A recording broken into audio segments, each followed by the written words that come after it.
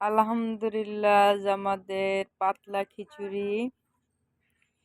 আজকের রাতের খাবার আমাদের পাতলা খিচুড়ি, আলু, মসুরির ডাল আর চাল দিয়ে অনেক টেস্টি। পাতলা একটা খিচুড়ি সেই স্বাদ হয়েছে। এই ঠান্ডা হোক তারপর খাইও।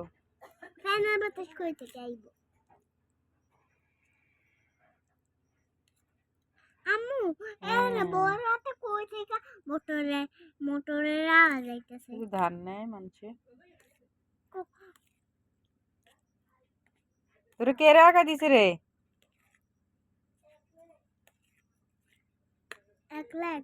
এক কেনে আমুর খানার মধ্যে উলি হচ্ছে। আহার আল্লাহ রে,